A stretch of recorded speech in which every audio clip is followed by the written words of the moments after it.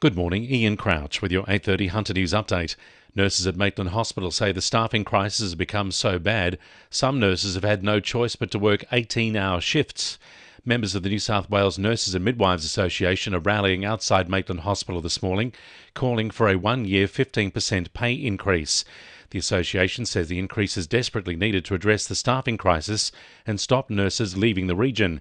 Nurses and midwives from the John Hunter, Belmont, Morisset, Muswellbrook and Singleton hospitals are set to hold own time rallies later this afternoon.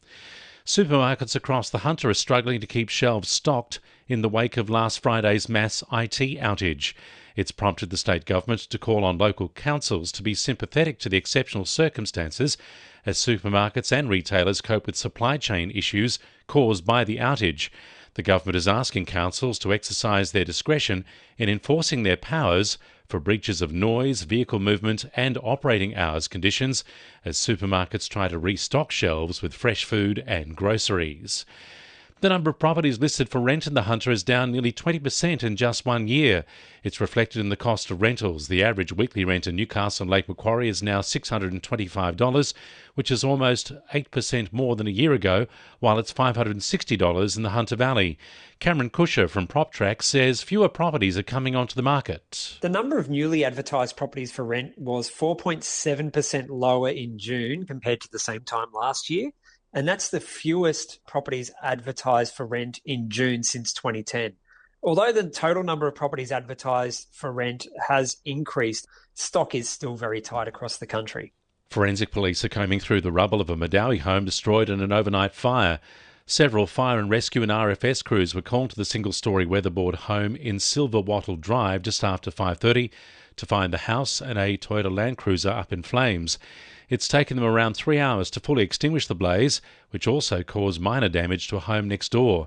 No one was injured and a crime scene has been set up to investigate the cause of the fire.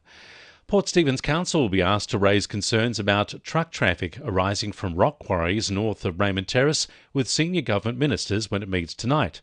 The New South Wales Independent Planning Commission this month approved the new Eagleton quarry, which will generate an estimated 340 extra truck movements a day.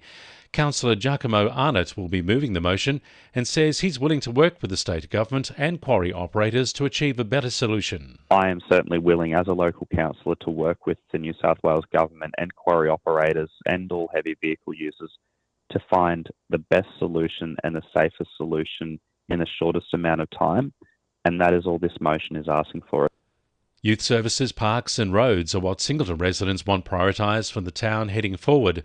Residents are still encouraged to share their thoughts on the Community Strategic Plan, which is looking to help Council create a blueprint for Singleton for the next decade.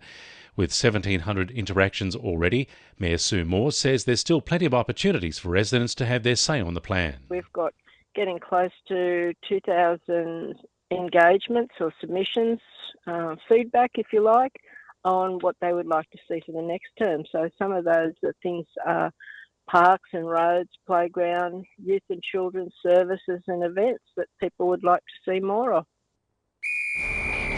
2NURFM Sport. The Jets are in Darwin ahead of tomorrow night's Australia Cup playoff.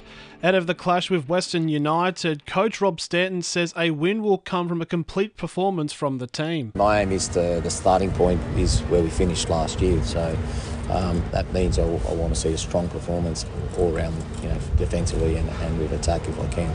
Meanwhile, Maitland's women's NPL side could jump clear at the top of the ladder as they take on Charlestown tonight. The Magpies are currently tied on 37 points with Newcastle Olympic, with 1 goal separating the sides.